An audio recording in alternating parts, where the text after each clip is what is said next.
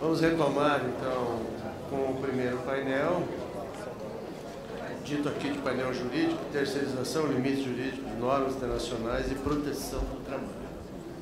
A dinâmica que nos foi apresentada é os dois expositores, e aí 15 minutos depois para o debatedor, se assim achar necessário, e o debate se dá na mesa. Porque, com o atraso, nós temos que impreterivelmente encerrar aqui às 17h30. Vamos tentar administrar o tempo.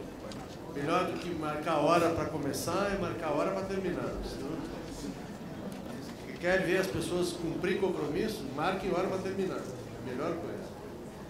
Muito bem, eu tenho o prazer aqui de estar ombreado pelo ministro José Roberto, grande advogado, hoje juiz na Corte Interamericana de Direitos Humanos, Roberto Caldas, que é uma luz aí para tantos de nós, e também o nosso Procurador-Geral do Trabalho, Luiz Camargo Melo, e isso me dá efetivamente uma grande honra.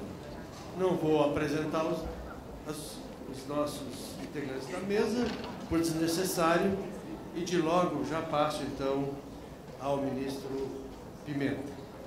Por favor. Agradeço ao nosso presidente da Associação Nacional dos Magistrados do Trabalho, Paulo Schmidt. Cumprimento a todos os presentes novamente, a pessoa do nosso presidente, cumprimento os integrantes da mesa. E reitero aqui a minha enorme satisfação de trazer a contribuição do Tribunal Superior do Trabalho e a minha pessoalmente a um evento tão relevante na defesa dos nossos valores, aos quais já me referi anteriormente, os valores do trabalho e da democracia. O tempo é curto, a nossa ideia é trazer a dimensão jurídica, o aspecto jurídico para a discussão deste seminário. Vou procurar não ser extremamente técnico, né? Mas é preciso trazer alguns conceitos, porque a discussão que hoje se trava nos planos legislativo, projeto de lei 4.330, e no plano judicial, nos tribunais do trabalho em geral, e agora, de maneira decisiva, no plano do Supremo Tribunal Federal, é uma discussão que tem uma dimensão jurídica muito importante, que não esgota o problema, mas é importantíssima. E é isso que eu vou procurar trabalhar para que todos possam avaliar o que se discute realmente, para que se compreenda o que está por trás dessa discussão aparentemente técnica, mas que é fundamentalmente política, no melhor sentido da palavra. O fenômeno da terceirização, não vou aqui me desdobrar ou me aprofundar a respeito, haverá outras palestras, outras manifestações. O professor Beluso vai falar da dimensão econômica mais tarde, já há todos vários painéis a respeito. Mas é preciso perceber que esse fenômeno da terceirização dos trabalhadores, da prestação subordinada de trabalho, de serviços, é um fenômeno que tem sido propagado, tem sido propalado como algo natural, como algo inevitável, como algo que decorreria das necessidades de modernização do processo produtivo econômico. É preciso enfrentar com mais cuidado essa premissa, porque, como já dizia Bertolt Brecht, nunca digam isto é natural, para que nada passe por ser imutável. Essa técnica de dizer que algo é natural evita o debate, evita a discussão. Na verdade, o processo de terceirização, aqueles que o criticam, falam que é um processo que significou uma verdadeira revolução do capital, em resposta à crise do capitalismo dos últimos 30 anos do século XX, a crise do petróleo, etc. Foi aí que a terceirização, que começou na Segunda Guerra Mundial, mas de forma ainda pequena, incipiente, se propagou pelo mundo capitalista, como uma das respostas à crise do capitalismo mundial. E vem o toyotismo, que substitui o processo de produção fordista, etc. A terceirização foi uma verdadeira ponta de lança do chamado neoliberalismo e do toyotismo. Foi um momento muito importante de resposta do capitalismo ao estado de bem-estar social que, bem ou mal, tinha sido implantado nos países da Europa Ocidental, do capitalismo ocidental, após a Segunda Guerra Mundial. O estado do bem-estar social que propaga, ou que propõe, uma participação intensa do Estado no controle das atividades econômicas, com planejamento econômico, com intervenção do Estado a favor dos setores menos favorecidos da sociedade, esse estado do bem-estar social passa a sofrer um ataque ideológico dos teólogos do neoliberalismo, para usar uma expressão de Hobsbawm, que na verdade é uma verdadeira religião, é uma ideologia, que proclama exatamente aquilo que é contrário ao que justificou o surgimento e a implantação do direito do trabalho. O neoliberalismo é inimigo ideológico do direito do trabalho, porque ele proclama exatamente o afastamento do Estado da questão econômica e da questão social, enquanto que o direito do trabalho, as normas trabalhistas, significam exatamente o contrário, que o capital não pode tudo e que os trabalhadores têm direitos fundamentais, que não podem ser abandonados ou objeto de transação, nem se os trabalhadores concordarem e assinarem. Então a contradição é evidente. E é isso que é importante se começar a perceber, que esse é o pano de fundo, esse é o ponto de partida da enorme tensão que existe entre o neoliberalismo e a terceirização e o direito do trabalho clássico. Fala-se de um novo direito do trabalho, desregulamentado, flexibilizado. Não será direito do trabalho, será algo diferente. É isso. Então, esse é o ponto de partida. O que é a terceirização, efetivamente? A terceirização muda o sistema capitalista de produção? Absolutamente não. É o mesmo sistema, é o bom e velho sistema capitalista de produção, com aspas, né? Mas a relação econômica de produção é a mesma. Trabalhadores que se subordinam a uma empresa em troca de salário e colocam a serviço dela o seu trabalho, o seu serviço, mediante contraprestação pecuniária, recebendo ordens. Não muda nada. O que é que muda na terceirização? Surge um intermediário nessa relação tradicional. Antes havia, para o direito do trabalho tradicional, empregador e empregado. Na terceirização entra o intermediário, mas esse trabalhador continua prestando serviços para o chamado tomador dos serviços, o antigo empregador, que deixa de ser empregador para ser o tomador dos serviços, e o empregador passa a ser o intermediário. Só isso. O que eu quero dizer com isso é que esse é um fenômeno fundamentalmente jurídico. Economicamente não muda nada. Muda a flexibilidade, o toyotismo versus fordismo. Mas essencialmente é a mesma relação capitalista de produção. Por isso é que o direito do trabalho clássico, original, proibia a chamada marchandage. Marchandage é a venda por um intermediário do trabalho alheio a um empregador. É um intermediário. Isso era proibido pelo direito do trabalho tradicional. O que é que muda? Por isso compreendemos, eu falo aqui mais como professor de direito do trabalho do que como ministro do Tribunal Superior do Trabalho, quando se critica até a súmula 331, que permitiu, de certa forma, algumas situações não previstas em lei, expressamente, ao contrário da súmula 2556, que só permitia aquelas atividades expressamente previstas em lei, como terceirizáveis. Então a súmula 331 abriu, na verdade, a possibilidade.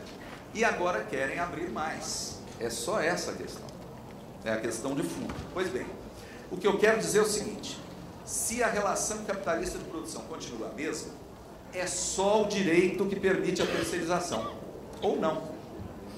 Trata-se, portanto, de uma opção política de cada ordenamento jurídico nacional. Há países capitalistas que proíbem ainda hoje a terceirização.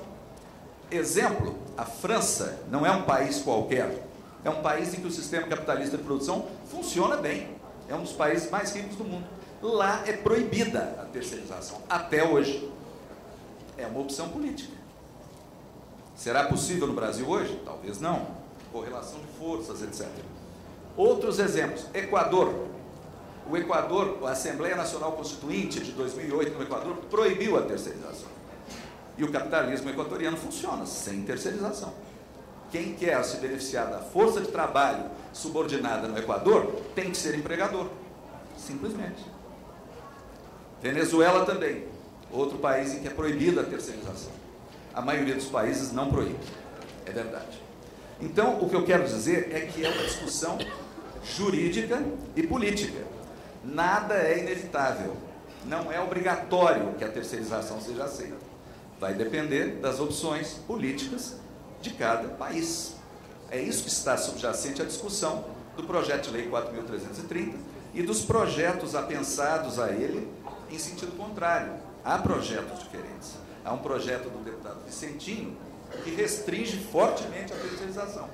Mas disso poderemos falar em seguida. O que eu quero dizer, então, em primeiro lugar, é que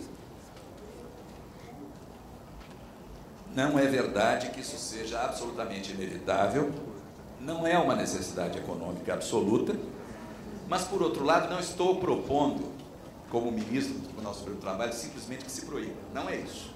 Só quero dizer que a discussão é outra. A discussão é saber se convém admitir a terceirização e quais os limites adequados para a terceirização hoje no Brasil.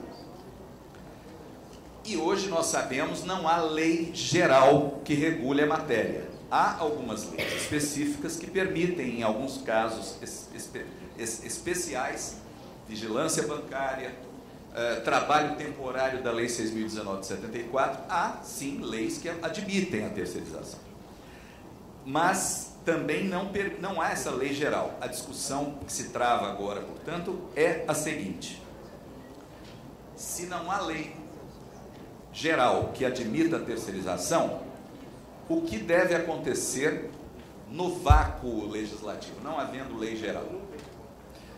Pode a jurisprudência trabalhista fazer o que fez na década de 80, através da edição da súmula 256, e depois na década de 90, em 93, abrindo a possibilidade de uma terceirização mais geral, mas com controles, fazer o que fez, editar a súmula 331? Eu só quero mostrar o que eu pretendo aprofundar.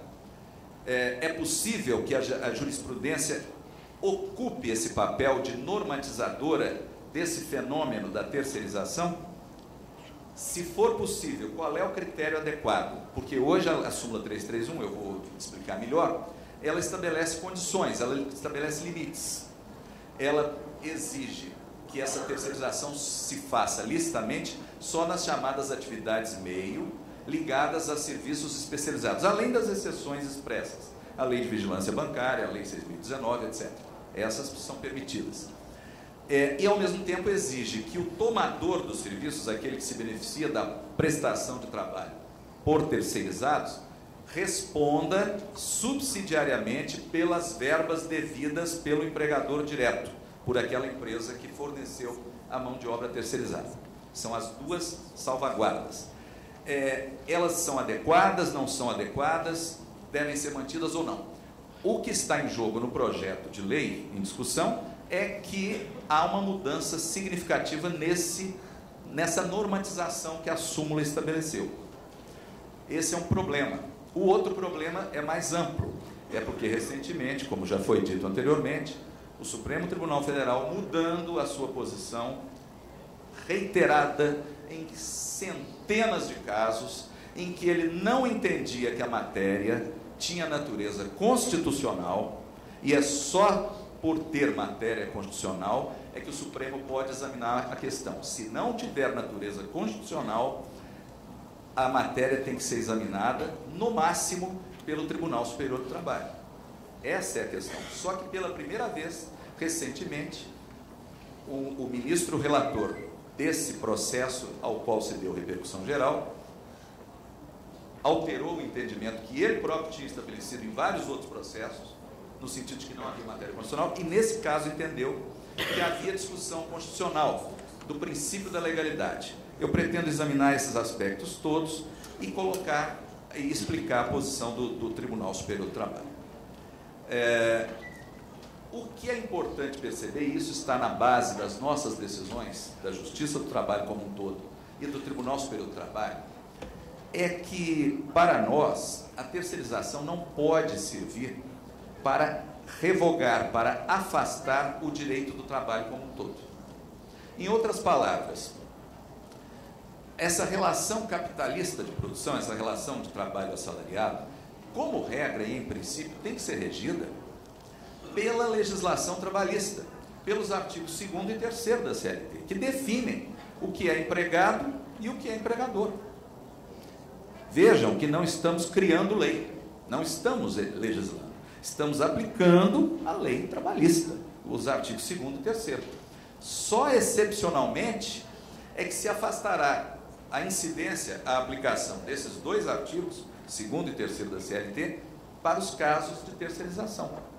Tanto que sempre se disse que quando, na terceirização, quem realmente dirige a prestação de serviço for o tomador, aquela empresa que se aproveita do trabalho, se o trabalhador for subordinado diretamente a ela, é fraude.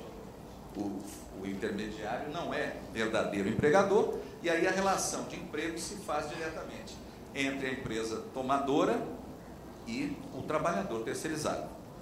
Em outras palavras, essa é a regra geral, só pode ser a regra geral. Excepcionalmente, é que se admitirá essa figura jurídica de um intermediário que vai ficar entre aquele que se beneficiou do trabalho e aquele que presta o serviço.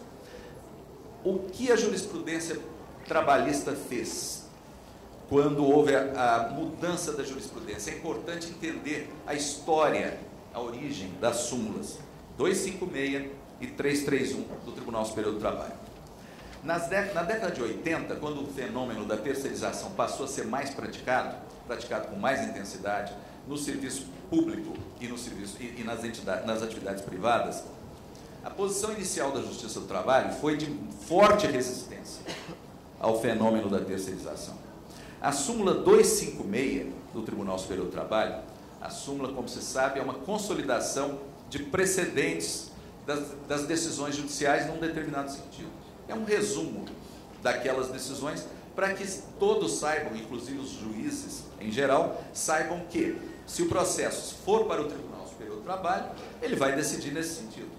É um aviso, é um anúncio do entendimento do tribunal. Fundamentalmente é isso. A súmula 256, ela era mais restritiva.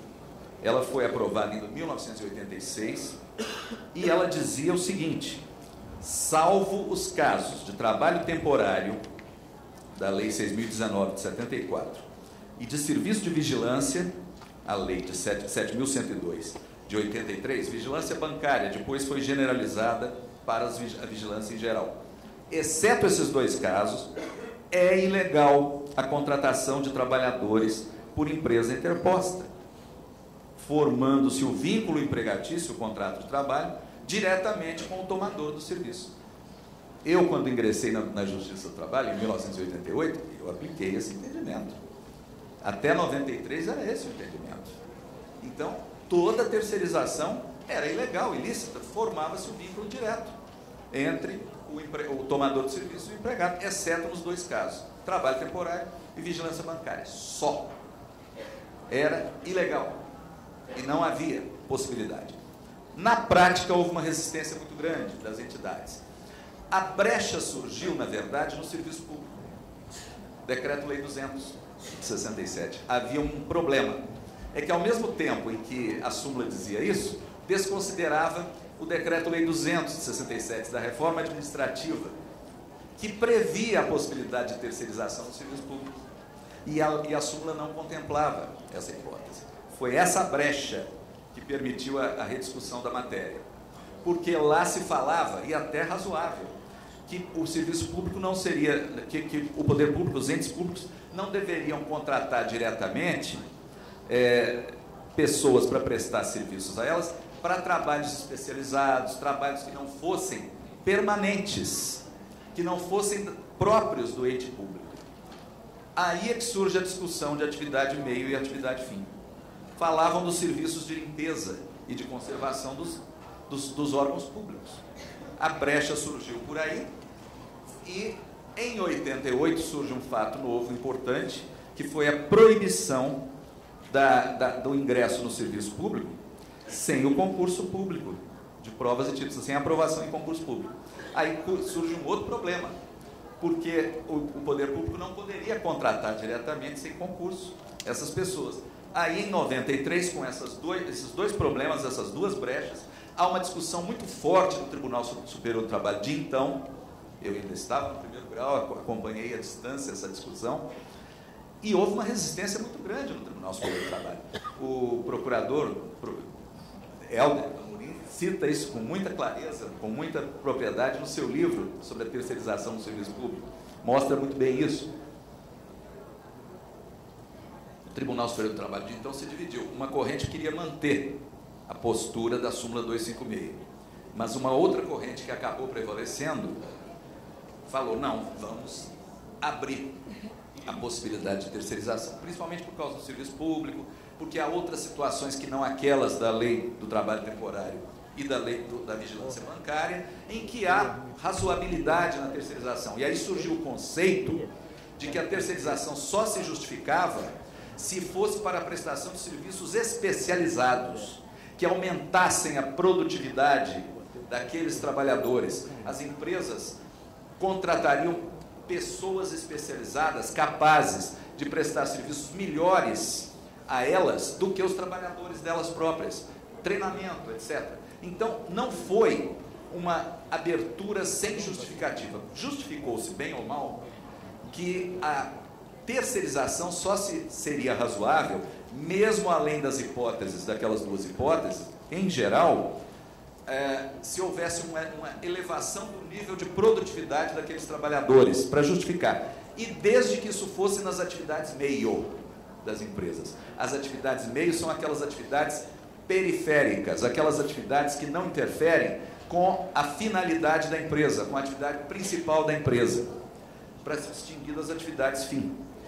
E só assim, com essas duas salvaguardas, com esses dois mecanismos compensatórios, e outra coisa, mais uma coisa importante, condicionou-se a possibilidade da terceirização a que o tomador dos serviços, aquele que contratava os trabalhadores terceirizados, sempre respondesse pelo pagamento dos direitos daqueles trabalhadores terceirizados, se o empregador direto não os pagasse. É a responsabilidade subsidiária. Primeiro cobra-se do empregador. Se ele não consegue, vem o tomador e paga.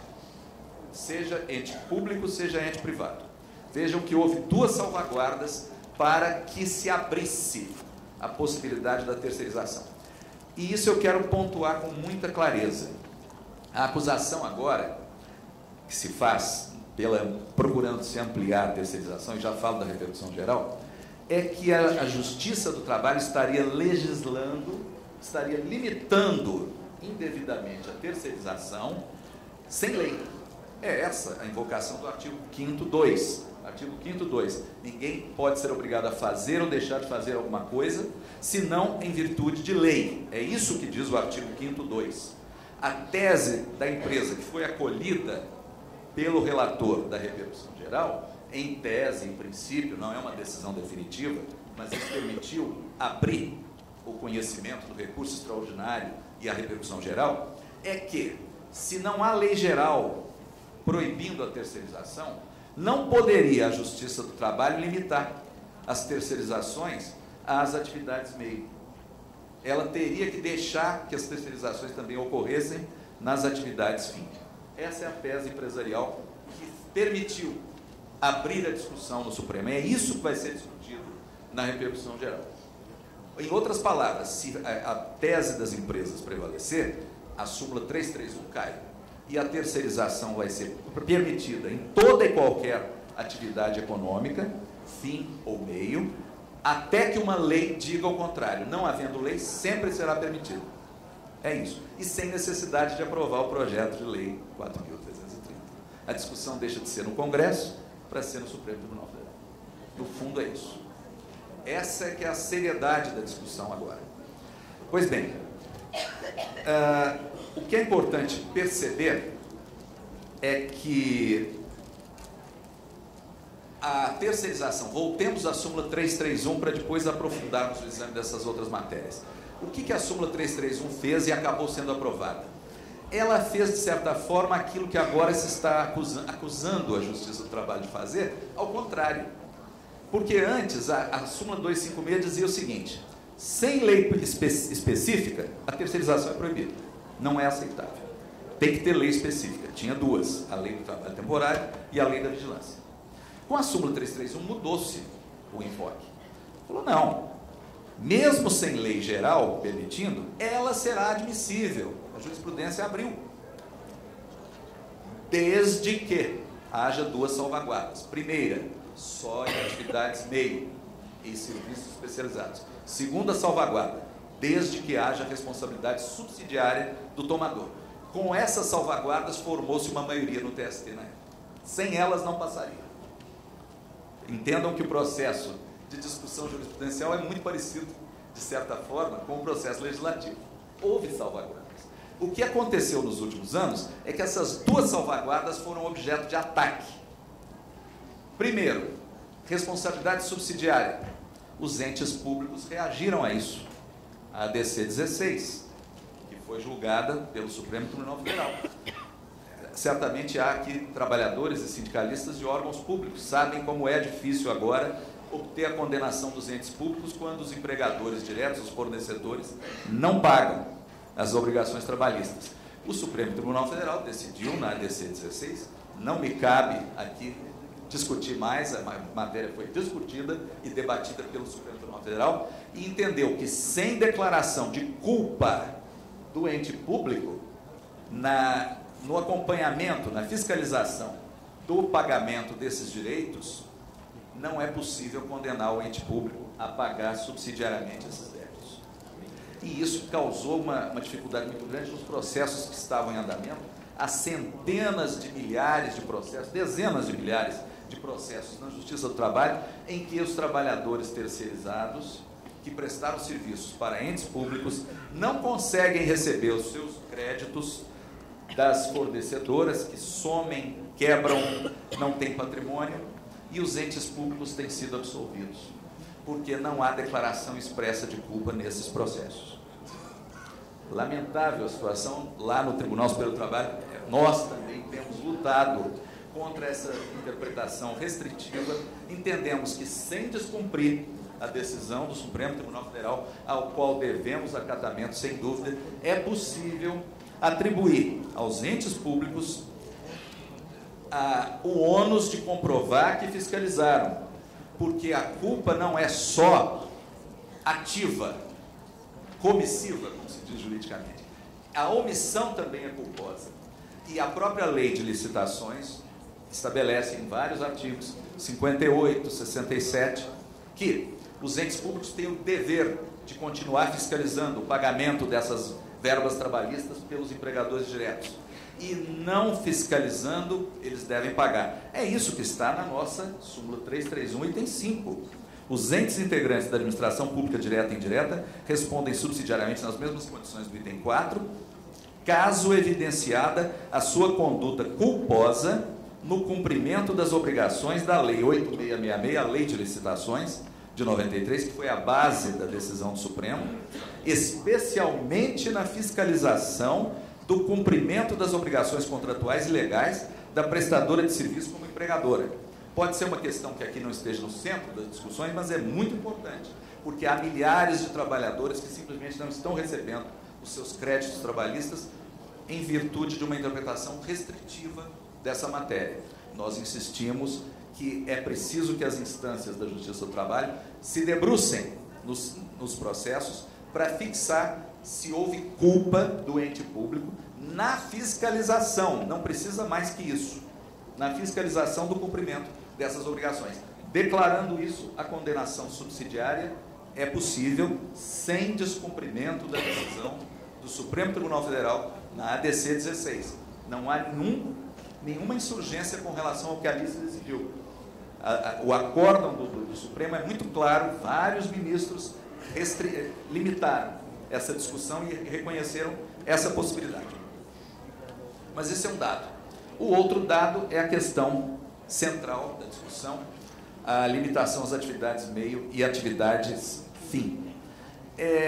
E aqui eu já iria direto à minha manifestação, na minha manifestação, a respeito da questão central da repercussão geral em questão. Como eu já disse, o ministro Fux, que é o relator do recurso extraordinário que foi acolhido, ele entendeu que, em tese, haveria possibilidade de entender que uma decisão da Justiça do Trabalho, sem lei geral sobre o que regula a matéria, limitando ou proibindo a terceirização nas atividades fim das empresas, poderia ser considerada como ofensiva ao princípio da legalidade, não haveria lei que autorizasse a isso, e limitaria a livre iniciativa, o exercício da livre iniciativa pelos empresários brasileiros. Bem, é preciso entender o seguinte: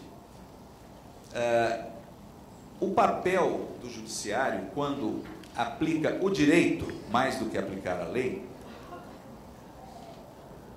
não se limita mais hoje a aplicar a letra fria da lei ou dispositivos legais expressos. O direito é um sistema de princípios e regras. É uma questão técnica, mas é muito importante. Hoje o juiz pós-positivista, me perdoem, uma questão muito elaborada, o juiz moderno, o juiz democrático, o juiz do Estado democrático, do direito, ele não aplica só a letra fria da lei, como se propugnava, como se propunha no século XIX, do apogeu do liberalismo. Ele está comprometido muito mais com os princípios constitucionais do que com a literalidade, com a lei estrita. Quando a lei fala do primado do valor trabalho, ela não diz isso de maneira inútil. É preciso que o juiz, na interpretação das leis, leve isso em conta, como também deve levar em conta o respeito ao princípio da livre iniciativa. Mas ele não pode ser absoluto.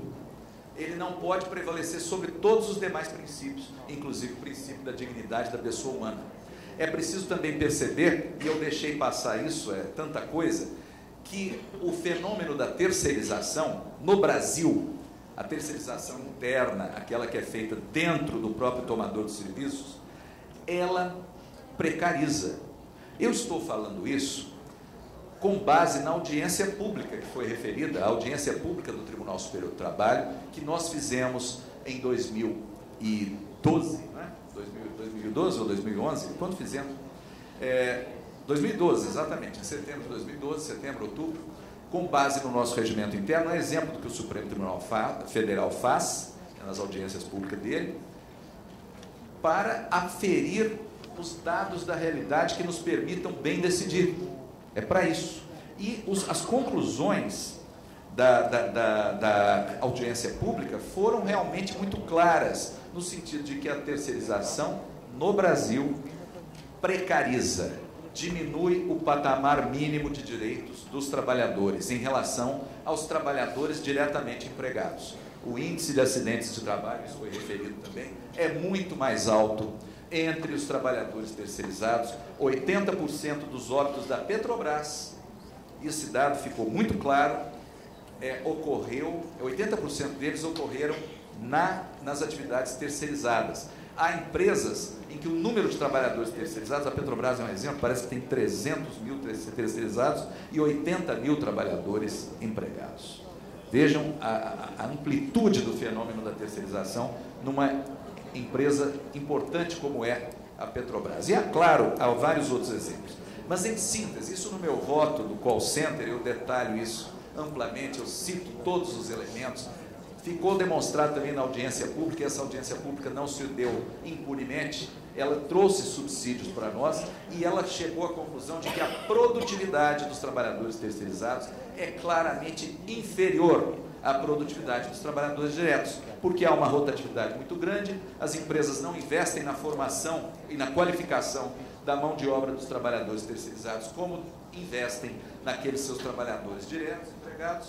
Então, tudo isso leva à conclusão que esse fenômeno da terceirização, se não for proibido, e não há proibição, ele deve ser limitado, e limitado às atividades às atividades meio da empresa, não se generalizando para as atividades fim. E é preciso explicar por quê.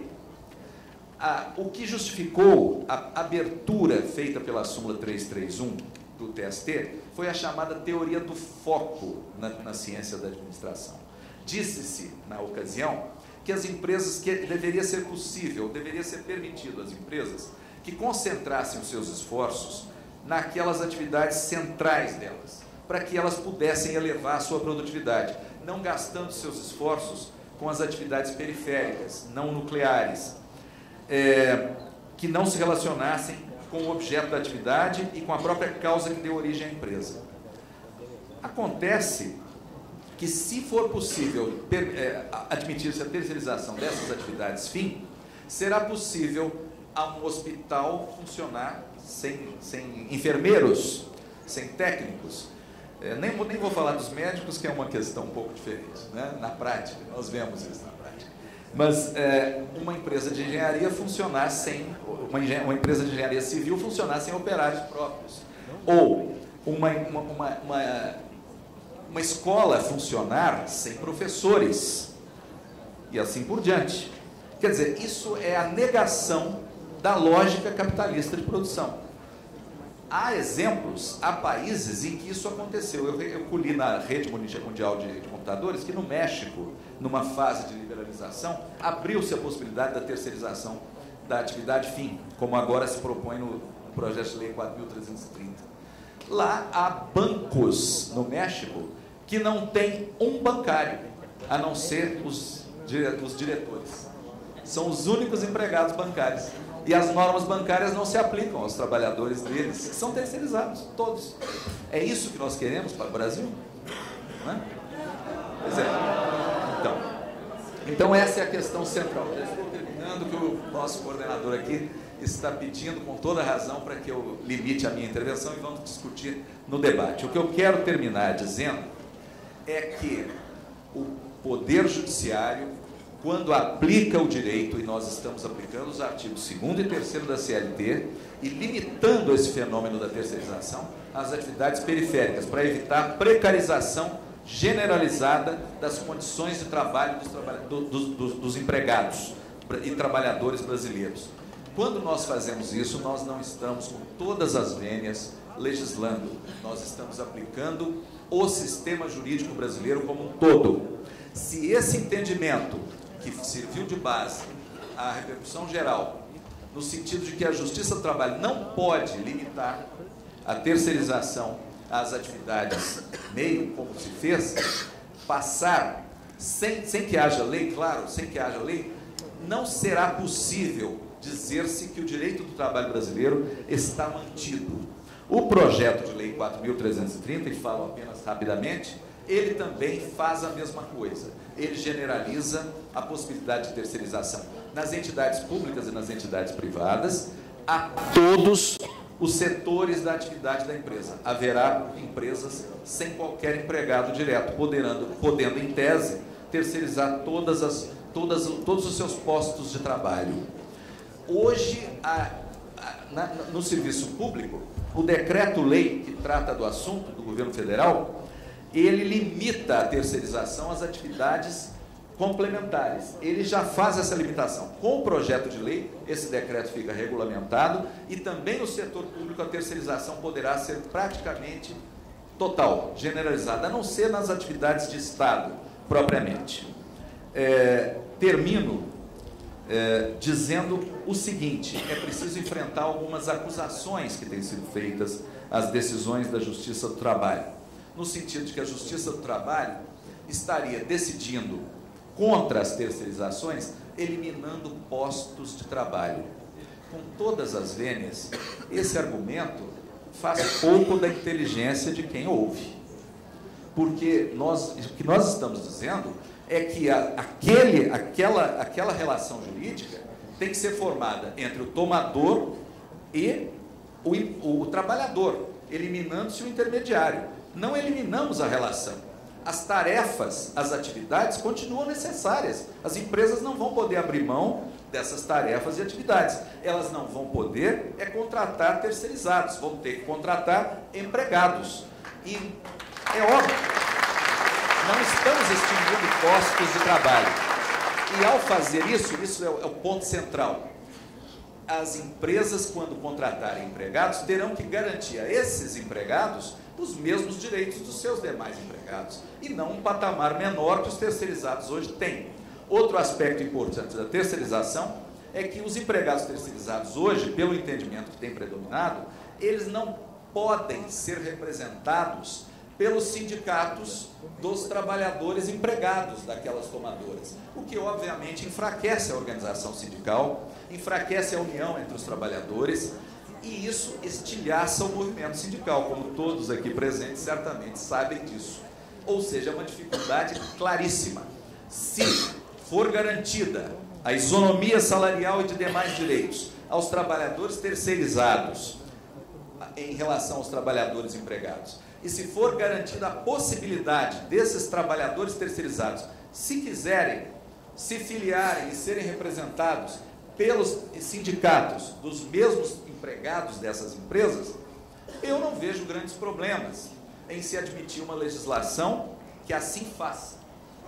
O projeto de lei apenso ao 4.330 do deputado Vicentinho prevê isso, assegura os mesmos direitos aos terceirizados dos empregados e prevê a possibilidade de representação pela mesma entidade sindical.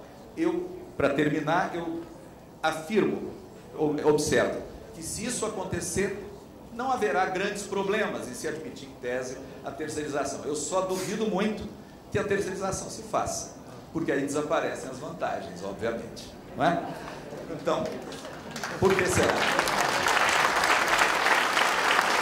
São os pontos centrais. E eu quero terminar pedindo desculpas por ter ultrapassado o tempo e agradecendo a gentileza do nosso coordenador, que a Justiça do Trabalho de hoje e o Tribunal Superior do Trabalho de hoje realmente tem uma perspectiva muito clara no sentido de sustentar a sua jurisprudência, as suas decisões, e temos a esperança de que nós todos sejamos ouvidos tanto pelo Supremo Tribunal Federal quanto pelo Congresso Nacional nesses dois planos decisivos, na discussão da repercussão geral e na votação de uma eventual lei que discipline genericamente as terceirizações no país. Tenham os senhores a certeza que o Tribunal Superior do Trabalho não se furtará ao seu papel de defender com respeito, mas com firmeza, o seu posicionamento, a sua jurisprudência na defesa da preservação do direito do trabalho brasileiro, dos direitos fundamentais dos trabalhadores e da Constituição Democrática de 1988, que todos nós juramos cumprir e queremos tornar realidade. Muito obrigado.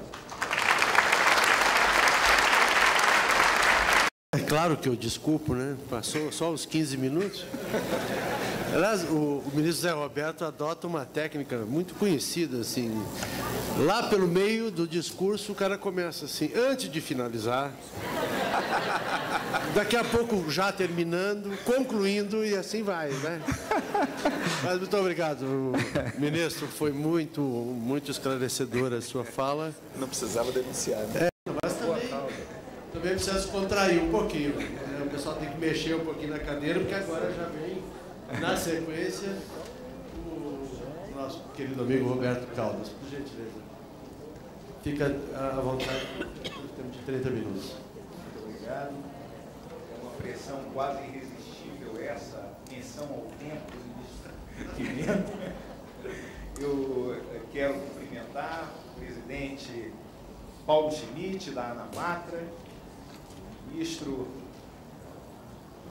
Pimenta, Freire Pimenta, do TST, que me dificulta muito o meu trabalho, porque é muito difícil falar depois dele, sempre com um brilho que lhe é peculiar.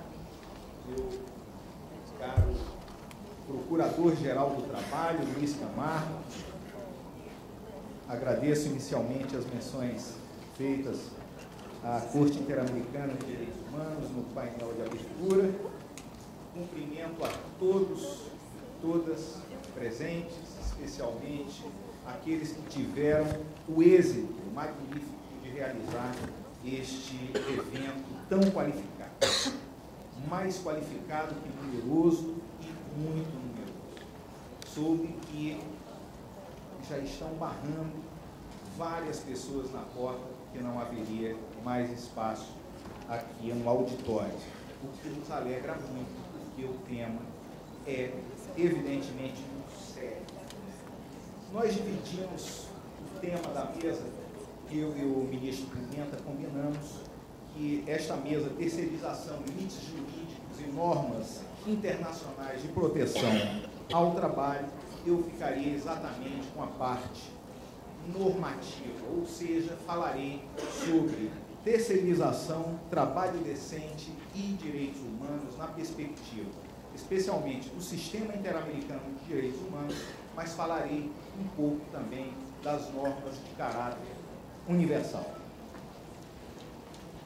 Gostaria de cumprimentar especialmente neste evento transdisciplinar um ator social importantíssimo, que mereceu do TST, mais uma vez, a comenda no Dia da Justiça, que se trata do movimento Humanos Direitos, aqui representado por 2 de seus integrantes, e nomino a fotógrafa Salete Alac, a secretária executiva deste importante movimento. Um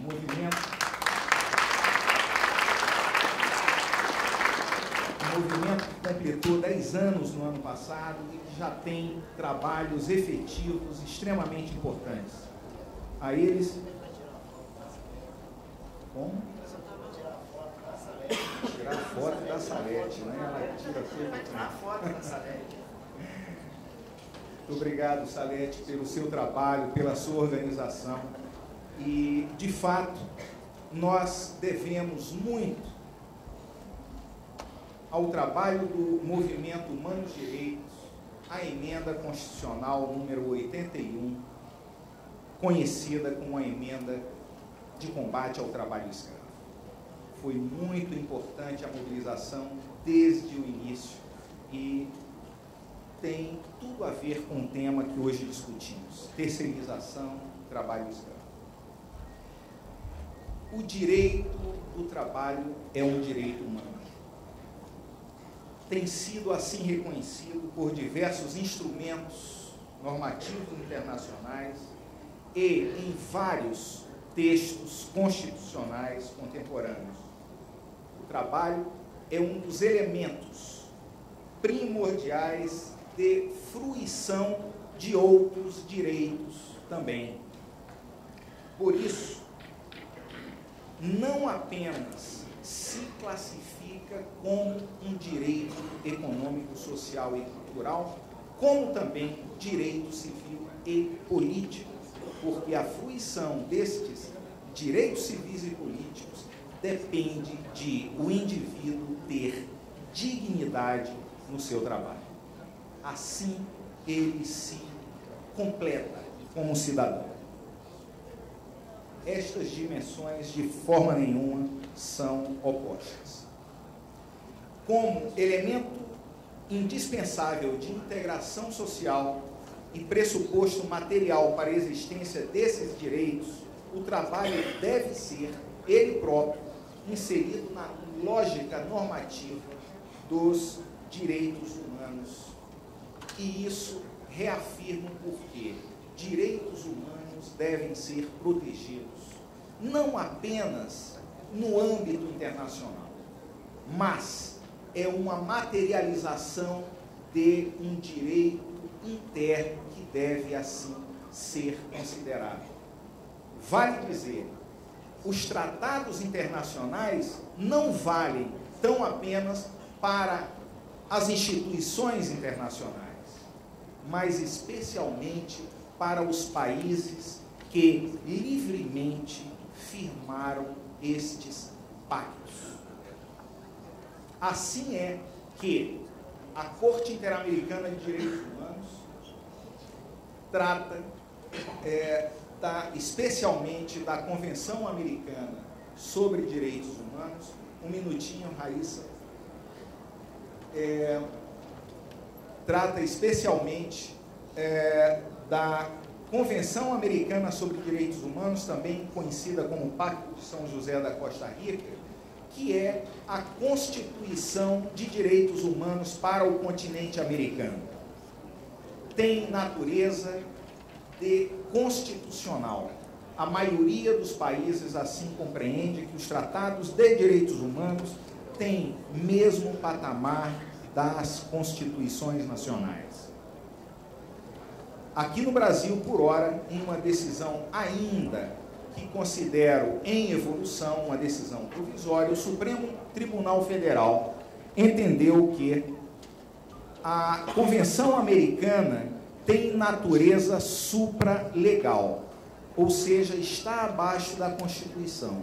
Mas isso não há nenhum problema de nós aplicarmos esta convenção nesta questão da flexibilização, da terceirização, porque reconheceu que é uma norma, uma lei que está acima de todas as outras leis, à exceção da Constituição. Portanto, é uma lei com muita força e chamo a atenção para isto, para todos aqui presentes, especialmente os dirigentes associativos, sindicais, que nós temos uma lei maior, uma lei que pode e deve ser aplicada no âmbito interno.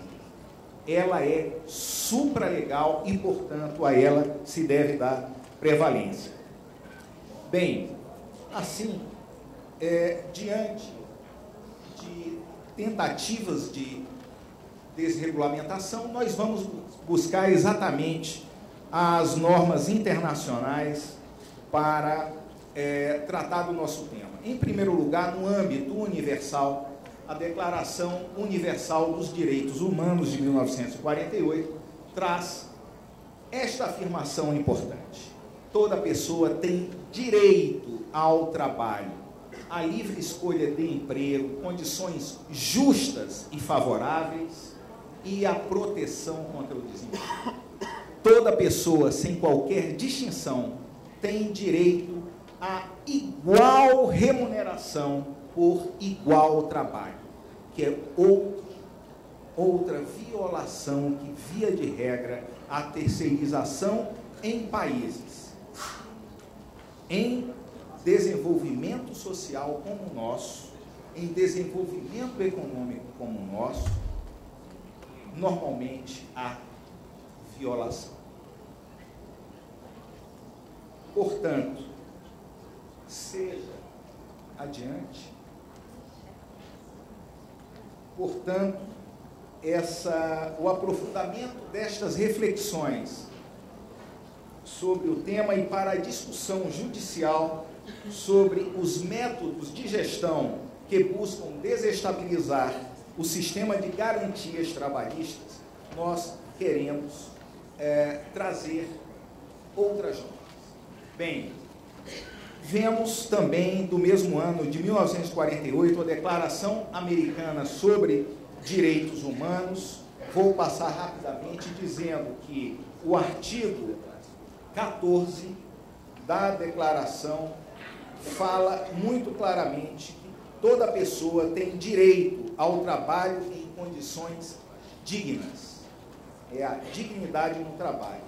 Da mesma forma, a Carta da OEA, que também tem força normativa e serve para a interpretação da Corte Interamericana e, consequentemente, para todo o judiciário, os judiciários nacionais, a Carta da OEA assegura a vida, a saúde e nível econômico digno ao trabalhador e à sua família. Esta é uma norma de interpretação também fundamental. Bem, a seguir, nós vemos que esta proclamação de Teherã, esta importante conferência da ONU, que foi a conferência que celebrou os 20 anos da Declaração Universal de Direitos Humanos. Naquele ano, no Irã, do Shah Reza Pahlavi, vejam, em uma época de Guerra Fria, em um ano de movimentos sociais em todo o planeta, movimentos estudantis, de trabalhadores e de repressão, auge da Guerra Fria, a Conferência da ONU decide, à unanimidade, declarar 1968 o Dia Internacional dos Direitos Humanos. Foi extremamente importante esta declaração, esta conferência histórica. Aqui a foto, a bancada brasileira ali presente, dando respaldo e garantia de aplicação aqui no Brasil. Sabemos que as dificuldades estavam postas naquele momento. De qualquer forma, esta conferência ficou para a história.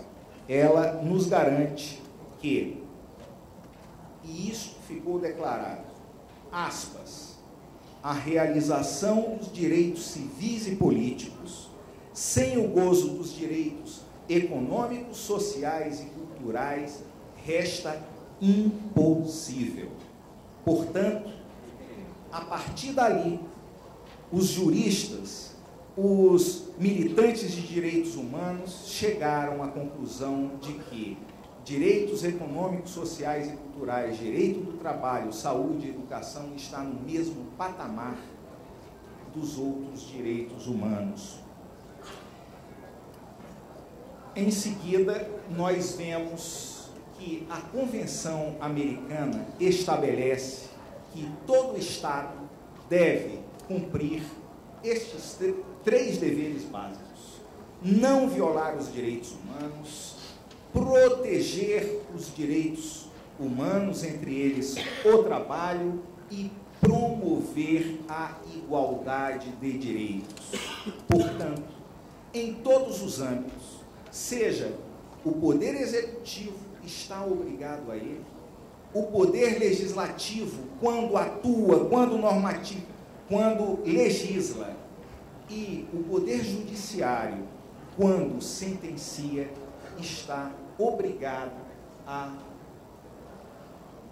respeitar os deveres do Estado, assim estabelecidos na Convenção Americana de Direitos Humanos. Infelizmente, normalmente tem feito.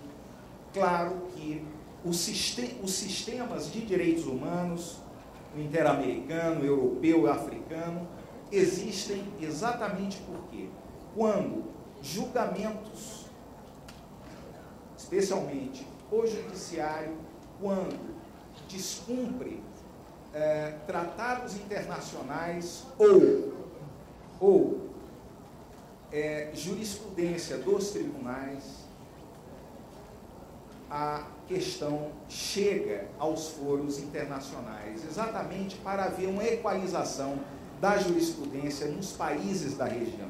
E isto é muito importante. Os direitos humanos, dedicados à competência de tribunais internacionais, passaram a existir exatamente depois da Segunda Guerra Mundial, dadas as agruras experimentadas por populações, por milhões de pessoas na Alemanha nazista. Portanto, nós, nesta observação da estratégia empresarial de redução de custos, viola muitas vezes ou normalmente direitos humanos. Há um princípio, adiante, por favor. Aqui nós vemos claramente, adiante, Pequeno exemplo, setor elétrico, trabalhadores diretos, mortes, 15 trabalhadores a cada 100 mil entre os contratados diretos e 55 trabalhadores nos contratados indiretos. Poderia trazer diversas outras categorias, em todas elas se repete uma realidade parecida. A rotatividade de emprego, vejam, é mais do dobro. Entre os terceirizados, 2,6 anos de permanência no trabalho e no trabalho direto, 5,8. É mais que o dobro. Fraudes trabalhistas. Aqui, este exemplo de um quadro magnífico de Diego Rivera, esposo também da magnífica Frida Kahlo, que traz o carregador de flores sem se aguentar nos joelhos, dado o peso. E aqui nós vemos que no século XXI nós ainda experimentamos e podemos experimentar mais se iniciativas como estas, de precarizar mais, terceirizar, quarteirizar, for adiante.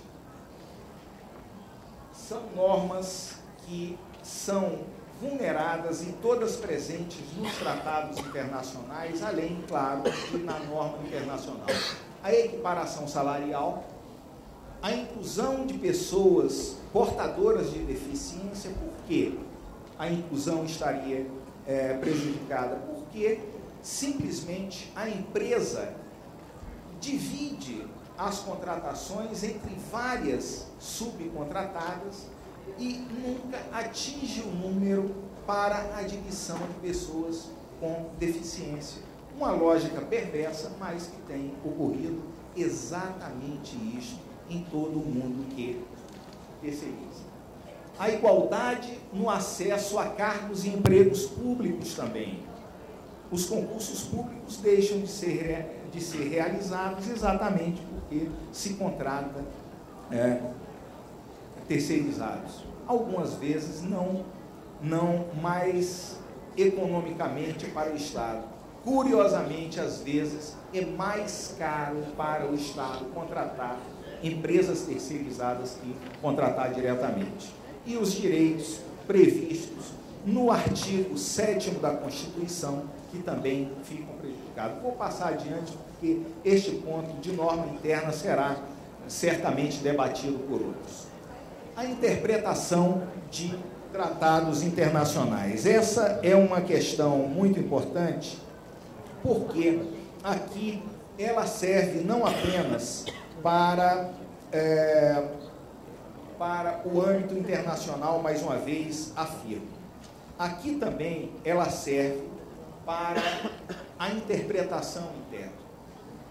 A Corte Interamericana de Direitos Humanos, neste caso, e é interessante o exame, a comunidade indígena Yaqui-Axa contra o Paraguai, caso de 2005, entendeu que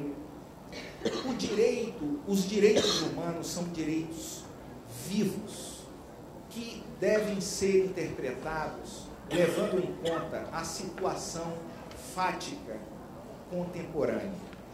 Deve sempre avançar em relação ao direito social anterior. Este também faz menção a que os tratados regionais, quer dizer, do âmbito americano, buscam normas do direito internacional do trabalho, como da OIT, e normas por exemplo, do PIDESC, Protocolo sobre Direitos Econômicos, Sociais e Culturais da ONU.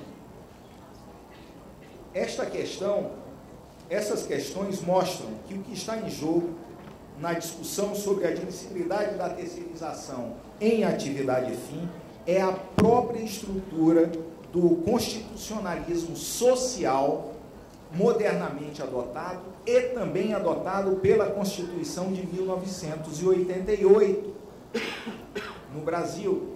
Portanto, ela também merece ser interpretada levando em conta a efetividade das normas internacionais sobre direitos humanos, entre as quais se inclui de modo decisivo a proteção ao trabalhador. Aqui nós vemos que o conceito de trabalho decente foi incorporado pela Corte Interamericana de Direitos Humanos. Nós não tínhamos uma norma que falasse sobre trabalho decente. E em julgamentos seguidos, este conceito foi adotado a partir daquele caso no Paraguai. Vejam que a própria Constituição da OIT, de nascimento da OIT, diz no primeiro artigo que trabalho não é mercadoria, como diria o ministro Freire Pimenta, não vale a merchandising. Desde sempre, o direito do trabalho em seus princípios baniu a merchandising e hoje a terceirização mal disfarça esta intenção. A recomendação número 198 da OIT também é expressa em estabelecer a proibição das relações de emprego disfarçadas. A Convenção 29, proteção contra o trabalho forçado obrigatório. O que tem isso a ver?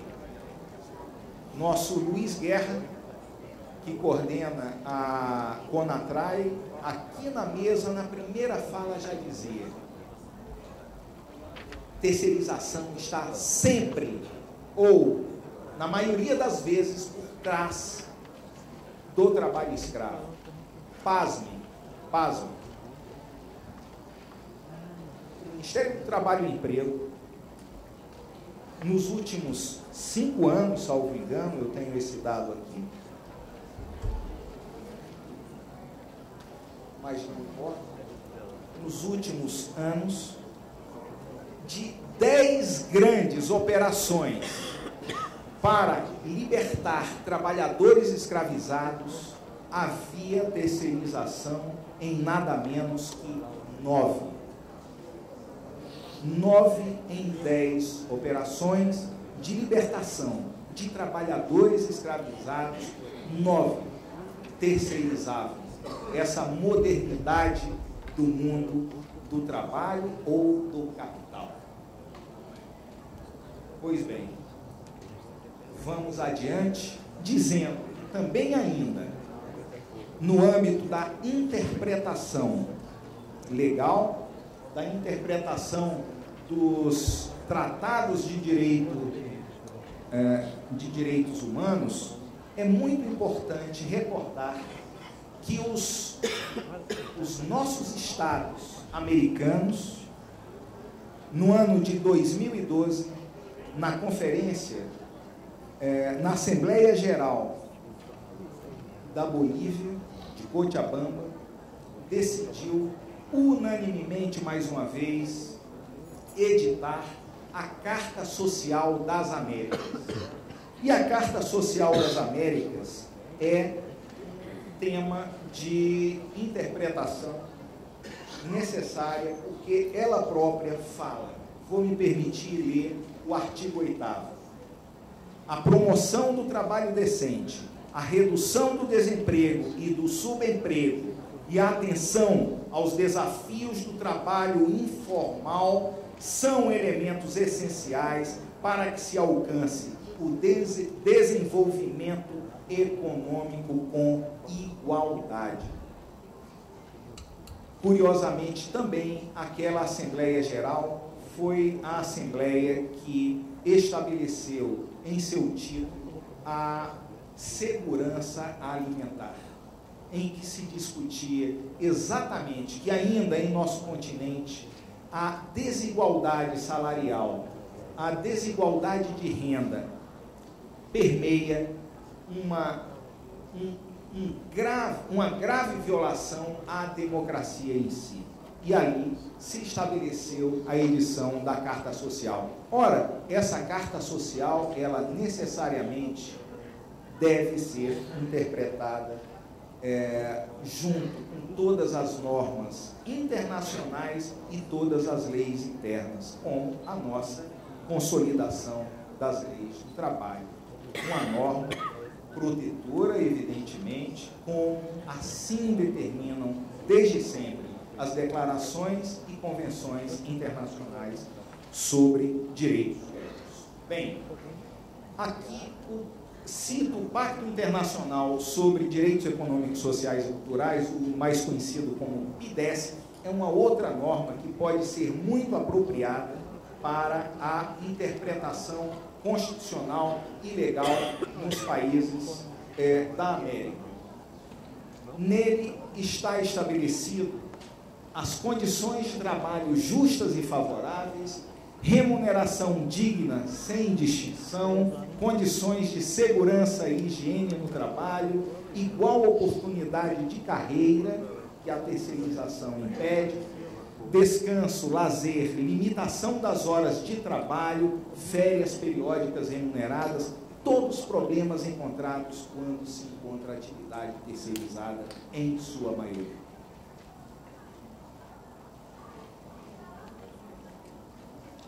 Eu iria mais além. A recém-promulgada Emenda Constitucional número 81, a emenda do combate ao trabalho escravo. Ora, se em 10 operações, 9 há terceirização, nós não estaríamos preparados para esta modernidade, como dizem, que seria a terceirização. Nós precisamos ainda, sim, de lei protetora, de fiscalização protetora e de um judiciário protetor.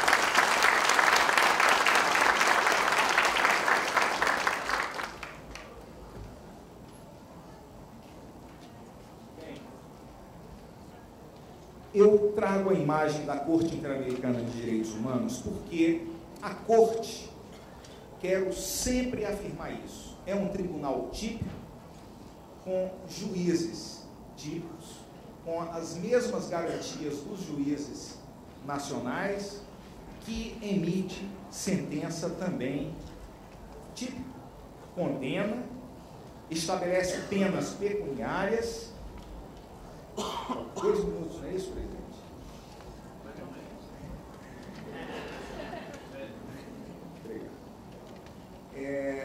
E, portanto, maneja este importante instrumento que é a Convenção Americana sobre Direitos Humanos.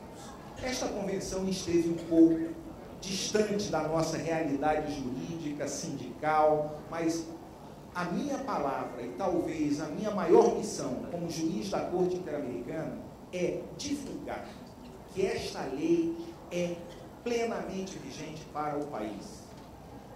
É muito importante que no próximo mês serão lançados os 10 volumes de tradução para o português das principais sentenças da Corte Interamericana de Direitos Humanos.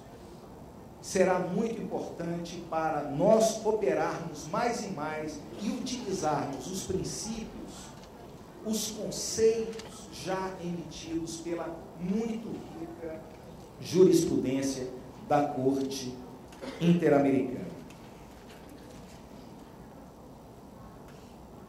Finalizaria dizendo que a desproteção trabalhista é realmente um caminho perigoso. E não vejo de outra forma a terceirização nas condições factuais que temos hoje no nosso país. Quantidade de fiscais, demora dos processos judiciais ainda, enfim, toda uma dificuldade que temos de efetivar a lei. Então, nós, por conta do enfrentamento dessa liberalização de terceirização no Brasil, será exemplo, certamente, aqui, o resultado que obtivermos nesta mobilização que aqui teremos, haverá uma repercussão, não tenho a menor dúvida, em todo o continente, e diria mais, em todo o mundo. Talvez a Europa esteja olhando para nós, aqui reunidos hoje, com extrema admiração e esperança, porque lá os direitos têm sido bastante reduzidos. Há um princípio na Convenção Americana sobre Direitos Humanos que diz que os direitos sociais devem ser sempre progressivos. Várias pessoas falaram aqui do não retrocesso. Este princípio está exatamente lá, na Convenção Americana. É o princípio da progressividade ou do não retrocesso de direitos sociais. Vai caber a esta mobilização social as luzes que certamente o Supremo Tribunal Federal do Brasil terá de colocar um fim neste debate, que não é um debate contemporâneo, é um debate da barbárie, da época das trevas, que realmente não tem cabimento no nosso século XXI.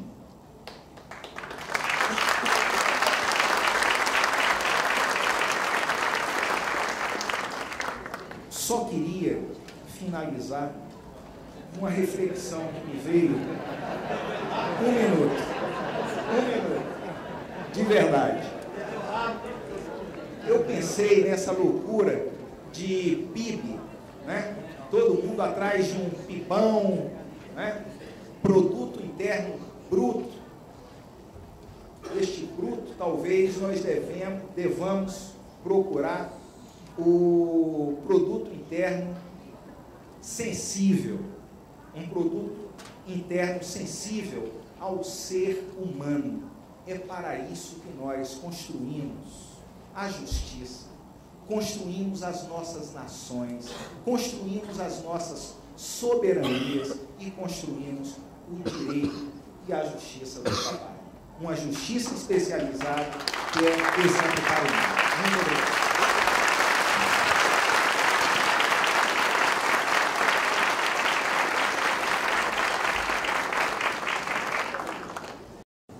Mas, muito obrigado, Roberto Caldas, pela excelente exposição.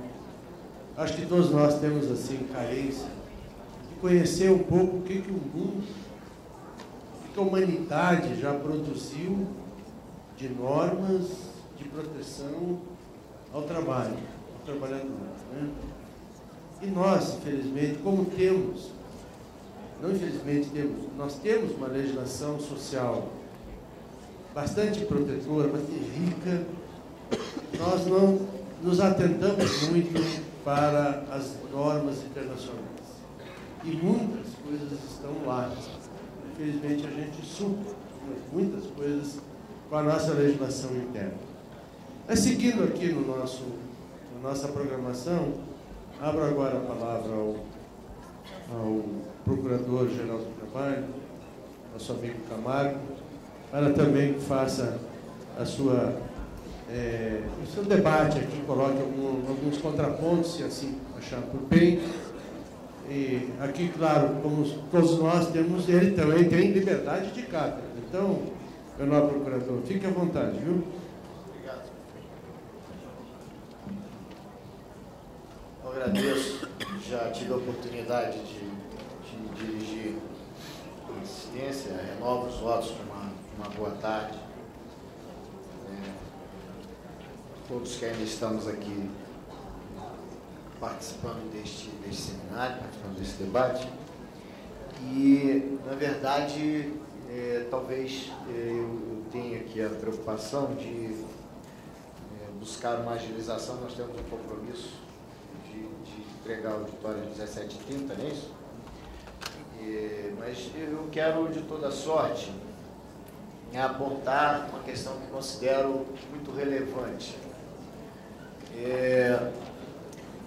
Eu recolhi nesses últimos dias algumas manifestações na imprensa para trazer aqui para um apontamento, digamos assim, entre nós, na medida em que, por conhecer o ministro José Roberto Pimenta, do Tribunal Superior do Trabalho, com quem nós, do Ministério do Trabalho, convivemos quase que cotidianamente, e por conhecer também o Roberto Caldas, já trilhamos em muitos momentos os caminhos daqueles que não admitem que ainda haja trabalhador mantido em condição análoga a escravo nesse país.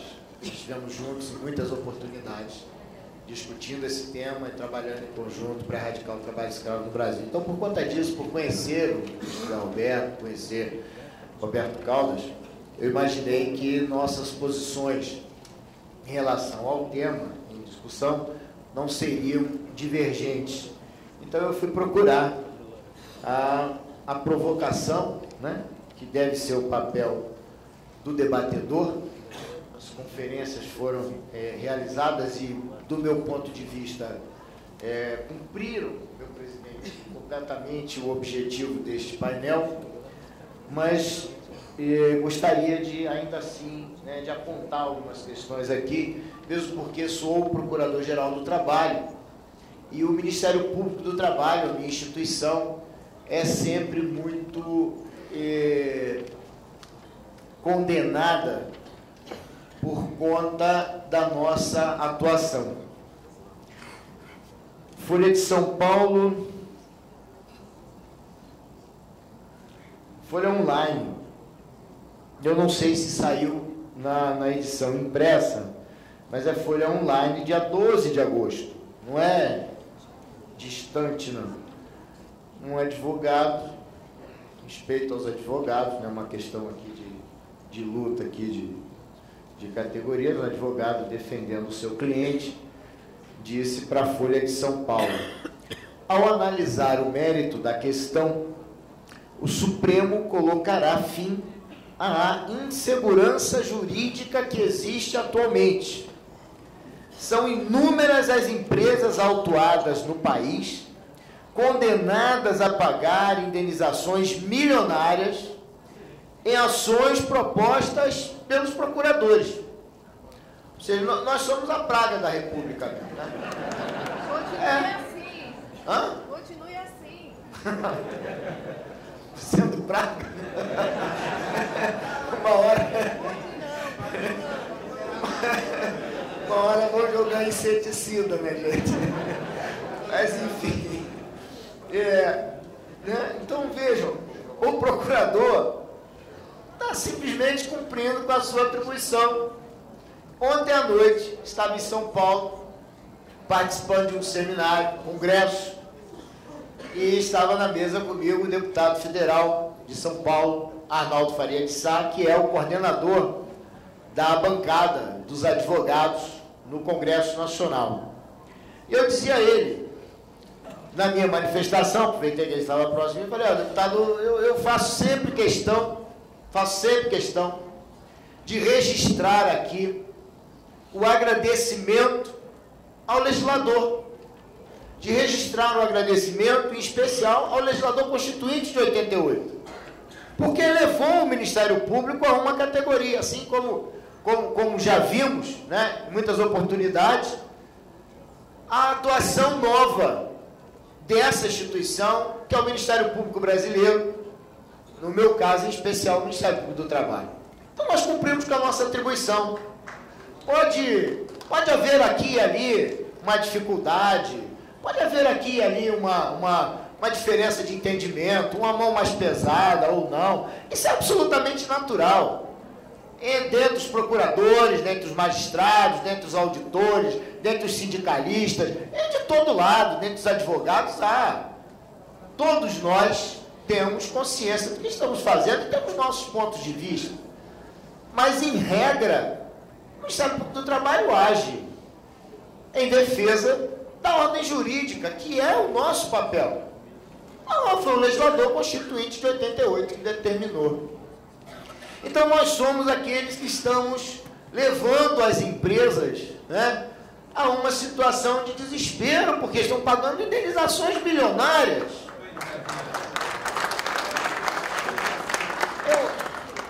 Eu não estou aqui num palanque, não sou candidato.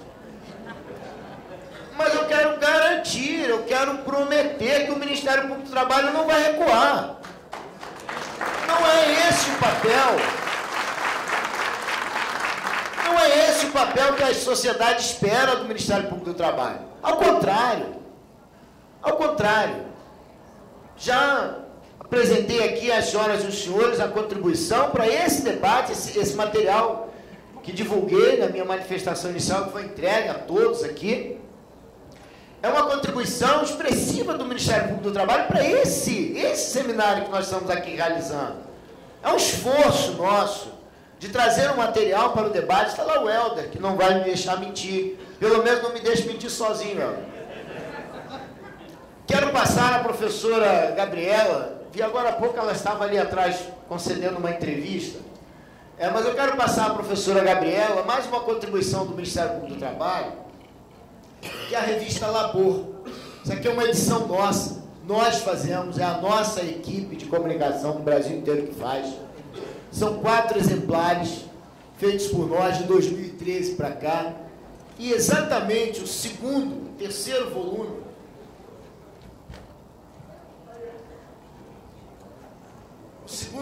ainda de 2003, trata exatamente da fraude da terceirização. Mais uma contribuição do Ministério Público do Trabalho. Vou deixar a professora Gabriela para auxiliar os debates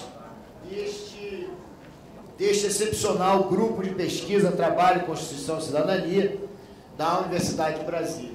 Vejam, hoje, ouvi na CBN, chegando aqui em Brasília, eu estava em São Paulo ontem, cheguei aqui em Brasília, aliás, muita gente chegou atrasada aqui, porque estava ruim de sair de São Paulo hoje. Santos Dumont estava fechado, Santa Catarina tinha aeroporto fechado, então deu um problema sério de manhã. Mas chegando aqui, eu vi na CBN, não sei se era um piloto de avião, não entrei no carro e ouvi já, a entrevista já estava já estava em andamento. Mas alguma coisa no sentido de que possivelmente os pilotos, meu amigo Roberto, do jato que levava o governador Eduardo Campos e sua equipe, os pilotos, o governador Eduardo Campos e a equipe que estava trabalhando com ele, todos lamentavelmente vitimados em Santos, e a pessoa que estava no rádio aventava a possibilidade de que aqueles pilotos poderiam estar com uma jornada de trabalho já avançada. Eu estou aqui vendendo peixe do que eu ouvi no rádio. Essas investigações apenas começaram. Mas veja, o último número da revista Labor, editado agora no final do mês de maio, trata exatamente da caixa preta, que é a vida dos aeronautas e aeroviários brasileiros. Ou seja, creio que o Ministério Público do Trabalho está cumprindo com o seu papel. Está cumprindo com o papel de investigar, de observar as denúncias que nos são encaminhadas, investigar essas denúncias, e está cumprindo o seu papel, para além disso, de contribuir para um debate decisivo na sociedade. Essas revistas trazem para todos nós as atividades do Ministério Público do Trabalho no Brasil inteiro. Não tem propaganda, não tem foto do Procurador-Geral, não tem. Tem sim o que o Ministério Público do Trabalho vem desenvolvendo em prol da sociedade para cumprir com a atribuição eu repito, o legislador constituinte lhe deu. Mas eu volto aqui à matéria da Folha de São Paulo, não sei se o ministro Zé Roberto Pimenta vai comentar, não sei se meu amigo Roberto Caldas vai comentar, mas vejam, ainda nessa matéria, um dirigente de confederação patronal aponta, é equivocada, aspas, tá? Aspas, é equivocada a visão de que terceirizar significa precarizar o trabalho e somente reduzir custos. Entre as empresas que utilizam serviços terceiros, ouçam bem, por gentileza, 75% verificam se a contratada cumpre encargos trabalhistas. Peraí, não podia não, peraí. Tem mais. Aí o repórter, apontando o que o executivo falou. O executivo cita que, entre as razões para terceirizar, citadas pelas indústrias consultadas, eu estava divulgando uma pesquisa, estão 1. O ganho de tempo no processo produtivo. 2. O aumento da qualidade do serviço. 3. O uso de novas tecnologias de produção ou gestão. 4. Além do corte de gastos.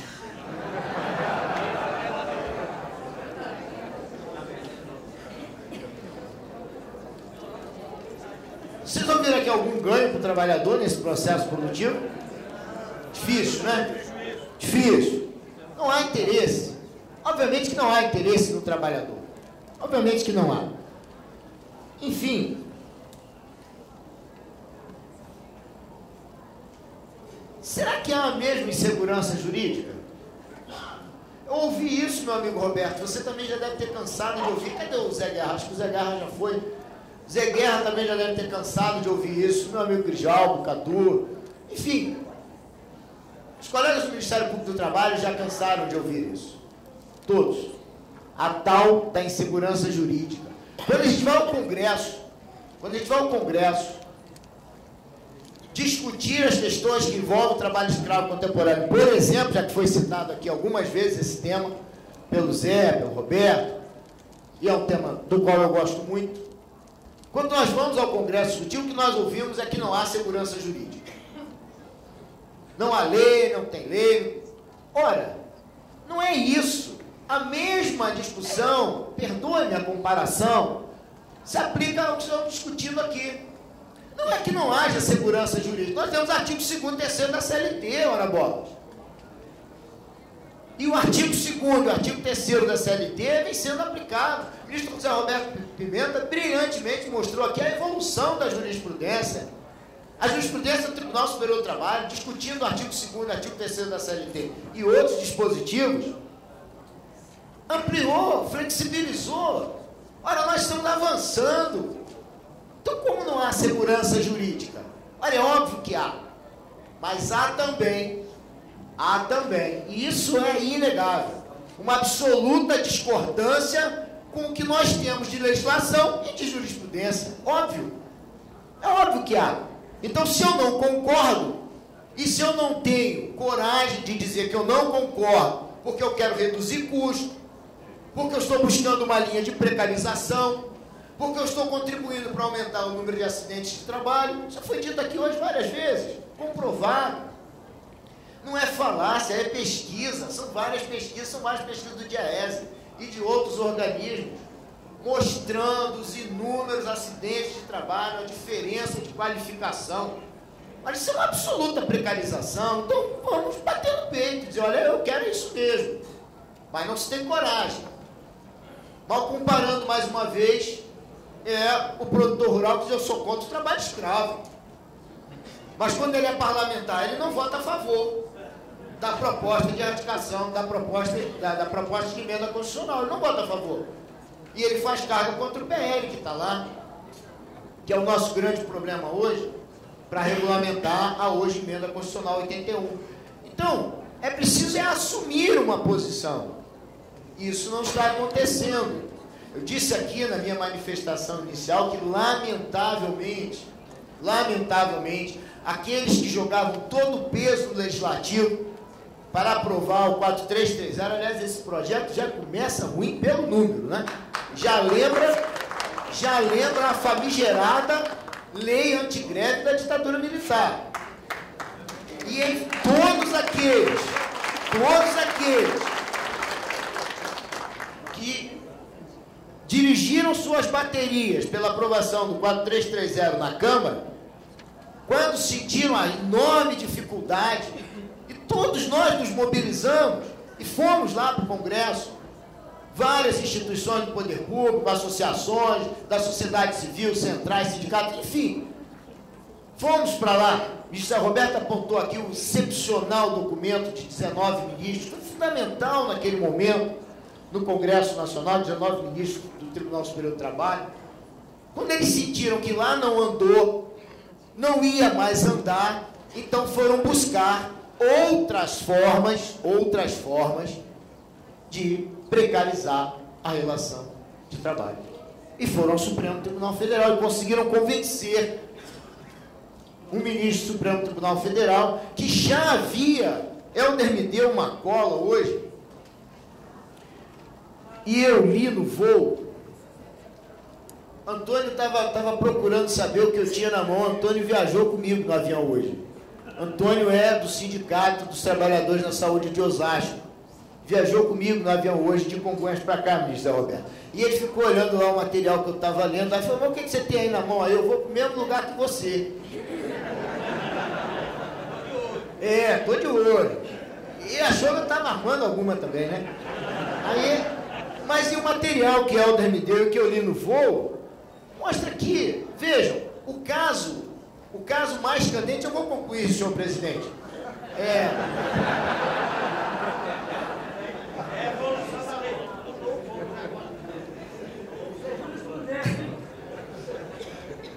Verdade de expressão. Mas enfim, o caso da Cenibra, que é uma multinacional japonesa da indústria de celulose, e que é o caso, né, uma ação civil pública do Ministério Público do Trabalho, Forado em Minas Gerais, que o ministro Zé Roberto trabalhou nela, lá em Minas Gerais, né, lá em Minas, não no TST, lá em Minas Gerais, antes de vir para o TST. Esse caso da Cenibra, que está com o ministro Luiz Fux, começou, vejam só, como o Ministério Público do Trabalho é uma entidade, uma instituição complicada. Em 2001, com uma CPI na Assembleia Legislativa de Minas Gerais, em 2001, com uma CPI na Assembleia Legislativa de Minas Gerais, eu posso garantir que não tem procurador deputado estadual, não tem procurador do trabalho participando da CPI, conduzindo uma CPI na Assembleia Legislativa, e foi lá que começou a discussão do caso da Cenibra. A CPI funcionou com a participação dos auditores fiscais do trabalho, inclusive, na busca de informações. O resultado dessa CPI foi encaminhado ao Ministério Público do Trabalho, e nós dividimos essa discussão em vários processos de investigação. Fizemos proposta para firmar termo de ajuste de conduta, famoso TAC, para alguns sindicalistas daqui, o famigerado TAC.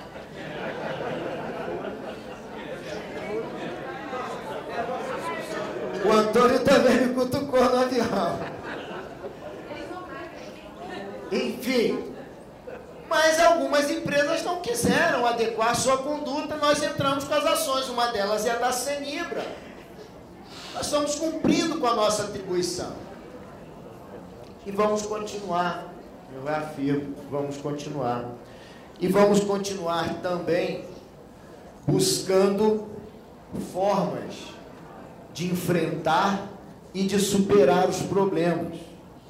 Porque esse é o nosso papel. Eu acredito que abusei do tempo, mas tinha aqui, inclusive, Roberto, eu trouxe aqui o texto da recomendação 198 da OIT, você apontou aqui para nós. E um dos itens da recomendação 98, efetivamente concluindo, senhor presidente. Ouçam só, por gentileza, para a gente fechar essa discussão, pelo menos a minha parte. Políticas nacionais devem, ao menos, incluir medidas para, a linha B, combater as relações de trabalho disfarçadas, norma da OIT, recomendação, disfarçadas no contexto de, por exemplo, outras relações que possam incluir o uso de outras formas de acordos contratuais que escondam o verdadeiro status legal, notando que uma relação de trabalho disfarçado ocorre quando o empregador trata o indivíduo diferentemente de como trataria um empregado, de maneira a esconder o verdadeiro status legal dele ou dela como um empregado. E estas situações podem surgir onde acordos contratuais possuem o efeito de privar trabalhadores de sua devida proteção. Nós não podemos permitir um retrocesso. Cadu apontou isso aqui hoje, meu presidente. Nós não podemos permitir o retrocesso. Nós temos que ir ao Supremo Tribunal Federal organizadamente, trabalhar sem descanso. Tomara, ministro Zé Roberto, tomara, oxalá, seja realizada uma audiência pública no Supremo e nós tenhamos a oportunidade de manifestação, porque nós também temos o direito de trabalhar para convencer os ministros do Supremo Tribunal Federal que nós temos o bom direito, que não há insegurança jurídica, há norma, há jurisprudência e há uma sociedade. Sim, suma ao Tribunal Superior do Trabalho. E há uma sociedade que não quer ver uma verdadeira cruzada em favor da precarização das relações de trabalho. Agradeço a oportunidade de manifestar.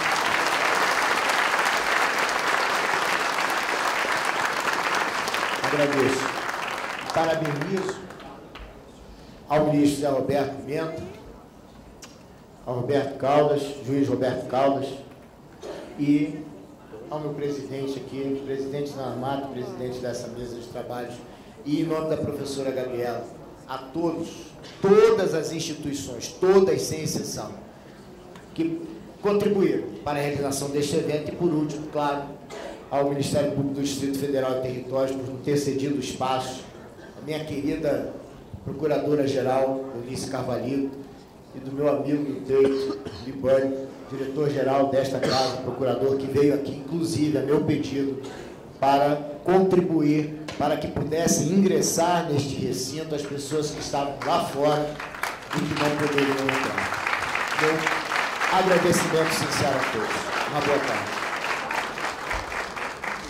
Obrigado, caro Procurador-Geral do Trabalho. Em face do adiantado da hora, e por conta da normativa internacional que garante a todo congressista, participante de seminário, a razoável duração do intervalo, porque logo agora às 18 já começa uma conferência importante, e vocês também têm direito ao intervalo, né? Não só o dever de nos aturar, mas também o direito. Eu, infelizmente, não vou poder abrir aqui a réplica, vou ter que dar por encerrado. Antes de agradecer, antes de me cagar, eu gostaria de dizer apenas que todas as instituições, as associações, os sindicatos, as centrais, os juízes, somos peças e personagens importantes nesse processo de resistência.